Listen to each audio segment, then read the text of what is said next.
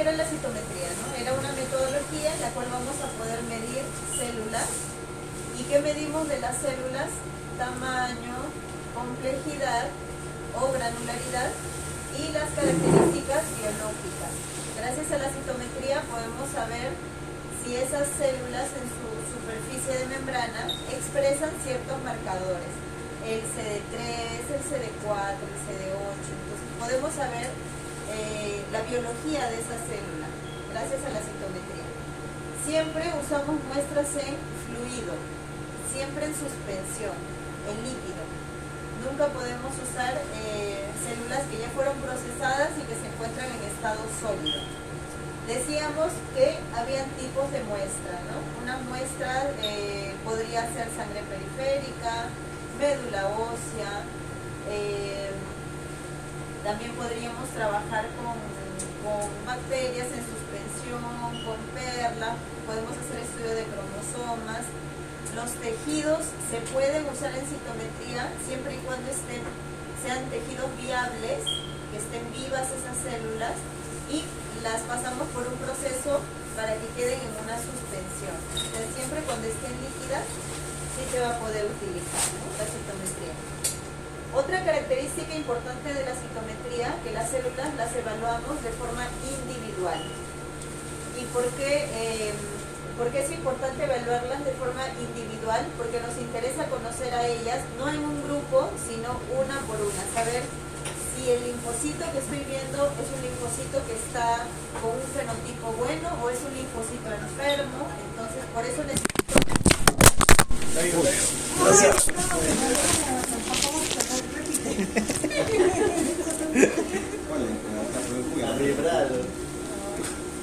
Ya. En fin. ¿No se rascó nada? Sí, eso es raro. Pero tráete pues el listo. Ah, ya estaba rajada. Ya está. Ah, ya no me siento culpable. Adiós. Eso va a salir. Ya. Sí, ya, entonces evalúa células de forma individual. Ahora también lo va a hacer a una alta velocidad. Yo puedo tener la información de células en el microscopio, puedo evaluar 100 células, 100 células, 500 células, o sea, de acuerdo a cómo esté estandarizado en el laboratorio, ¿no?, cuando vemos en el microscopio. Pero aquí la citometría me permite evaluar no solo 100, no solo 500, podemos llegar a 1 millón, 5 millones, 10 millones, o sea, podemos tener data muy robusta de las células que estamos evaluando. Esa también es una de las ventajas, y todo esto a una alta velocidad. Como ayer vieron, pasamos muestras y más o menos demoró como 1 minuto, ¿no? O sea, súper rápido, y leyó cantidad de células. Bien. Tipos de muestra. La que vamos a usar para este estudio es muestra con anticoagulante EDTA. Nuestra muestra nunca debe tener coágulos ni tampoco estar hemolizada. Si vemos que tiene... Sí, solo EDTA. Hay laboratorios que utilizan otro tipo de anticoagulante, pero se ha visto que hay interferencia con ciertos marcadores. Entonces, por eso siempre para estudios de VIH se utiliza el anticoagulante EDTA. Bien. Ahora, ¿qué podríamos medir con la citometría? Tamaño, la complejidad interna o granularidad y la intensidad de fluorescencia. Y ahora, ¿cómo sale toda esa información del citómetro?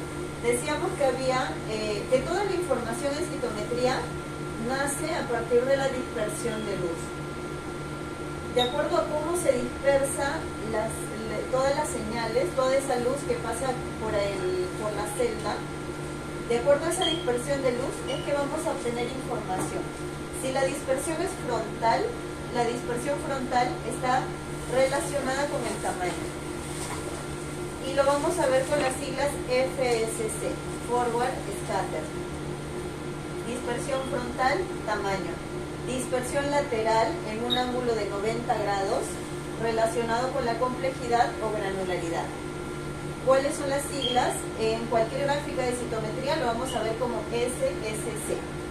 Cuando hable de SSC significa complejidad o granularidad. Veíamos en las gráficas el linfocito, cuando vemos este parámetro SSC,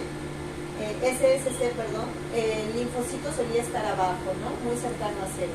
Y las células que tienen muchos gránulos, como el eosinófilo, solía estar en la parte de arriba.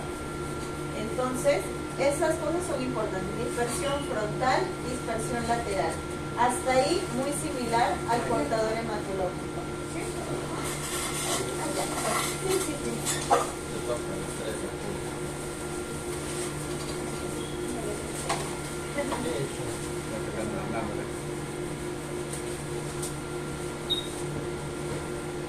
Y un poco reforzando ese concepto, dispersión frontal, si la célula es pequeñita, la sombra, esa dispersión frontal va a ser también pequeñita. Si la célula es grande, la dispersión frontal va a ser más grande. Entonces así es como va a ir interpretando el citómetro. Esta dispersión frontal va a ser captada. Lo voy a repetir, así que no. Ahí colocamos 450 de solución lisante preparada. La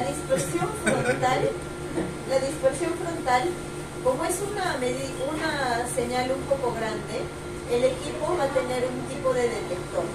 Acá tenemos dos detectores. Uno se llama fotodiodo.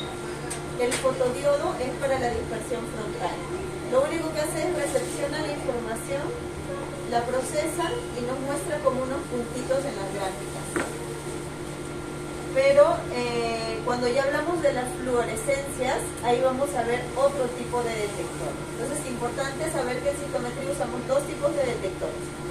Para dispersión frontal, que es el detector llamado fotodiodo, y para la fluorescencia, como son señales más pequeñitas, necesitamos un detector que amplifique la señal. Ese detector se llama fotomultiplicador. Bien, entonces hay fotodiodo, dispersión frontal y fotomultiplicador para las fluorescencias y también para este parámetro, que es un parámetro mucho más pequeño en comparación con el forward scatter o la dispersión frontal. A más gránulos hay mayor dispersión de la luz. ¿Okay? Por ejemplo, este foco ahorita, estos focos están ahora dispersando la luz, ¿no? En diferentes direcciones, encima de nosotros. Entonces, aquí pasa lo mismo. Cuando la célula que hemos marcado sube, llega a la célula